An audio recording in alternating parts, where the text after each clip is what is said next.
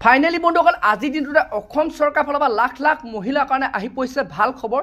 তো বিশেষকৈ আপোনালোক যিসকল মহিলাৰ লগত এতিয়ালৈকে আপোনালোকৰ ৰেচন কাৰ্ড নাই, তো বন্ধুসকল আপোনালোকে এতিয়া অতি সোনকালে আপোনালোকে সেই মৰমৰ ৰেচন কাৰ্ডখন লাভ কৰিব। বৰ্তমান চৰকাৰে সেই ৰেচন কাৰ্ড কেতিয়া আপোনাক বিতৰণ কৰিব সেই তাৰিখটো ঘোষণা কৰিছে।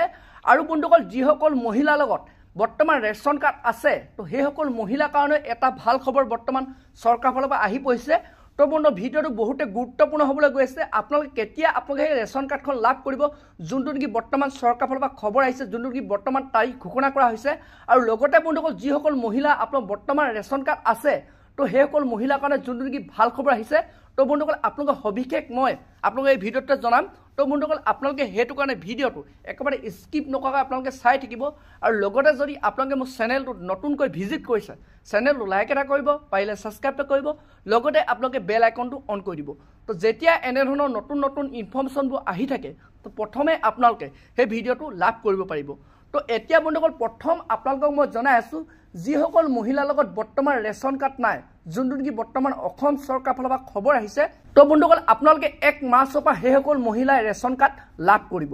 অৰ্থাৎ আপোনালোকৰ কাৰণে ভাল খবৰ আহি পৰিছে যে চৰকাৰে ঘোষণা কৰিছে যিসকল দৰিদ্ৰ শ্ৰেণীৰ লোক আছে, তো সেইসকল লোকে আপোনালোকে সেইসকল মহিলাই আপোনালোকে 1 মাৰ্চৰ পৰা আপোনালোকে সেই মৰমৰ ৰেচন কাৰ্ডখন আপোনালোকে লাভ কৰিব।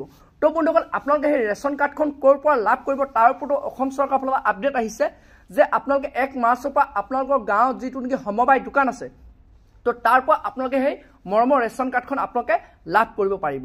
তো আৰু এতিয়া বন্ধুসকল যোনটো নেকি চৰকাৰ ফালৰ পৰা যিসকল মহিলাৰ লগত ৰেচন কাৰ্ড আছে, তো তাৰ ওপৰতো এটা ভাল খবৰ আহি পৰিছে।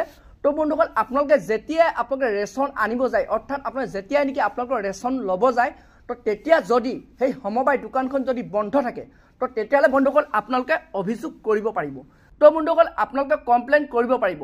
যোনটো নেকি বৰ্তমান অসম চৰকাৰ ফালৰ পৰা খবৰ আহিছে, যদি এনেধৰণৰ কিছুমান সমবায় দোকানীয়ে যদি আপোনালোকৰ দোকান বন্ধ কৰি থয়, তো তেতিয়াহ'লে বন্ধুসকল আপোনালোকে কমপ্লেইন কৰাৰ লগত সেইসকল আপোনালোকৰ ৰেচন কাৰ্ডৰ দোকানীয়ে আপোনালোকে জেলত যাব লাগিব। অৰ্থাৎ সমবায় দোকানীয়ে আপোনালোকে জেলত যাব লাগিব। তো বন্ধুসকল এইটো এটা অসম চৰকাৰ ফালৰ পৰা বিগ আপডেট আহি পৰিছে। তো বন্ধুসকল যোনটো নেকি অসম চৰকাৰ ফালৰ পৰা SOP আহিছে, তো বন্ধুসকল ৰেচন কাৰ্ড দোকানীসকলে দিনটো আপোনালোকৰ দোকান খোলা থাকিব লাগিব।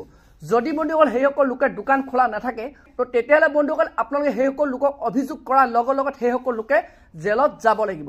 তো বন্ধুসকল এইটোৱে অসম চৰকাৰ ফালৰ পৰা নতুনকৈ খবৰ আহিছিল, নতুনকৈ আপডেট আহিছিল ৰেচন কাৰ্ডৰ ওপৰত।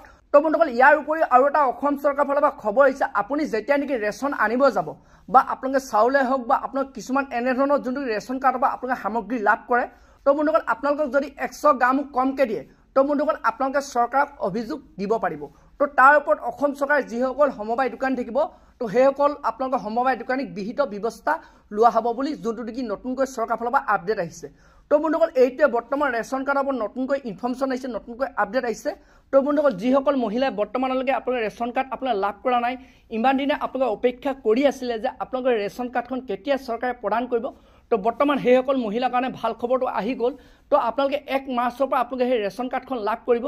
তো বন্ধুসকল এইটোৱে বৰ্তমান ৰেচন কাৰ্ডৰ ওপৰত অসম চৰকাৰ ফালৰ পৰা ভাল খবৰ আহি পৰিছিল। তো বন্ধুসকল আপোনালোকে যদি আৰু এনেধৰণৰ ইনফৰ্মেশ্যনবোৰ জানিব বিচাৰে, এনেধৰণৰ যদি খবৰবোৰ লাভ কৰিব বিচাৰে, চেনেলটো লাইক এটা কৰিব, পাৰিলে ছাবস্ক্ৰাইব কৰিব, লগতে আপোনালোকে বেল আইকনটো অন কৰি দিব। তো যেতিয়া এনেধৰণৰ ইনফৰ্মেশ্যনবোৰ আহি থাকিব, তো প্ৰথমে আপোনালোকে সেই ভিডিঅ'টো লাভ কৰিব পাৰিব।